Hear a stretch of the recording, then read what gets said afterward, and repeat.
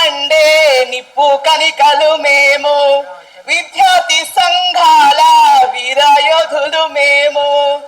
మీరైనా చూసిందా బాల కిషోరాల వీరులారా వందనం, విద్యార్థి అమరులారా వందనం పాదాలకు. ఉస్మానియా యూనివర్సిటీలో తెలంగాణ ఉద్యమం టైంలో ఈ పాటతోనే మనము తెలంగాణ ఉద్యమం చేసి తెలంగాణ సాధించుకున్నాం. ఆ స్ఫూర్తిని 12 సంవత్సరాలలో మనము ఇట్లా మట్టిలో కలిపేసుకుంటామని చెప్పేసి ఏ రోజు ఊహించలే. లాఠీ దెబ్బలు తిన్నాం, జైళ్లకు పోయినాం.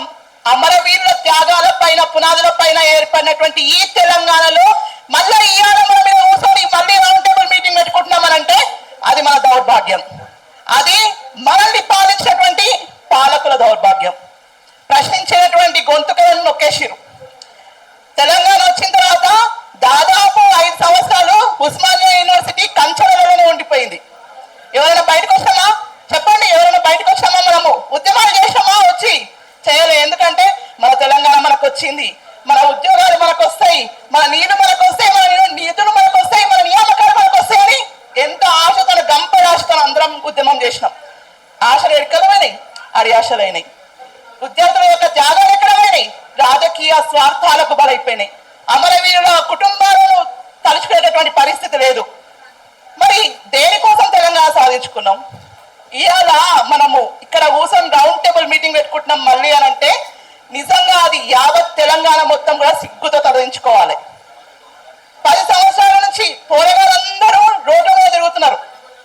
ఉద్యోగాలు లేవు, టీఎస్పీఎస్సీ నాశనమైంది, దాన్ని సక్రమంగా చేసేటటువంటి పరిస్థితి లేదు.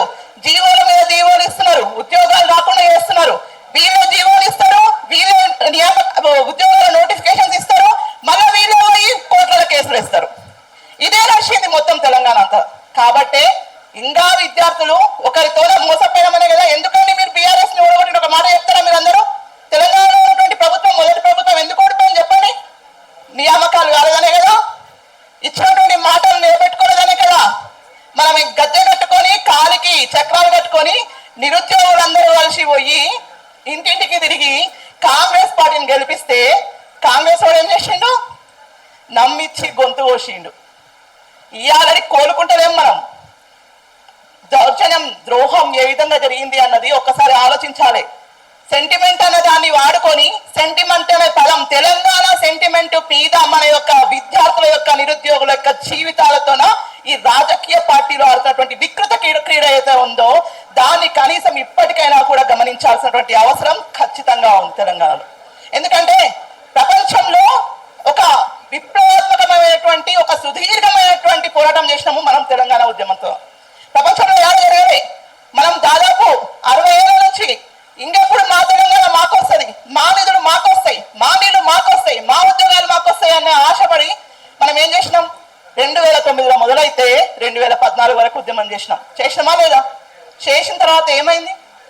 కుటుంబ పాలన వచ్చింది. కుటుంబ పాలనలో విద్యార్థుల జీవితాలు ఆగమైనాయి. మళ్ళా ఇంకో పాలన వచ్చింది, భస్మాసుర హస్తం వచ్చింది. ఈ హస్తం చేతిలో ఎవరు మీద చేతి పెడితే ఆ యొక్క వాళ్ళు సర్వనాశనం అయ్యేటటువంటి పరిస్థితి వచ్చింది.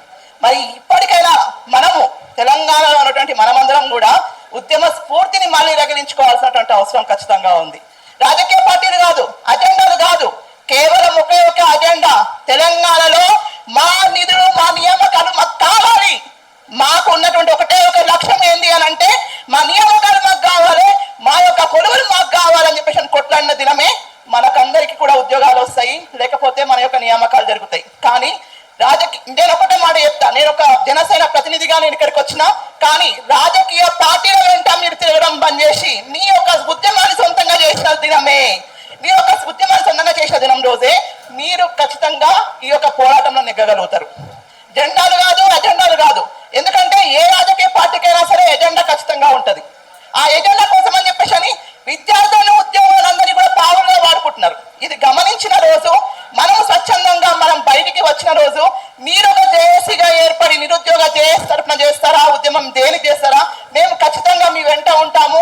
ఒక జనసేన పార్టీ ప్రతినిధిగా నేను చెప్తున్నా, ఇక్కడ జెండా కాదు, ఎజెండా కాదు, మీ యొక్క ఉద్యమానికి పూర్తిగా మద్దతు ఇస్తామని చెప్పేసి తెలియజేస్తూ నాకు ఈ అవకాశం ఇచ్చినటువంటి ఆస్మా గారికి అదేవిధంగా నిరుద్యోగుల జేఏసీ తరఫున ధన్యవాదాలు తెలియజేసి ముగిస్తున్నాను.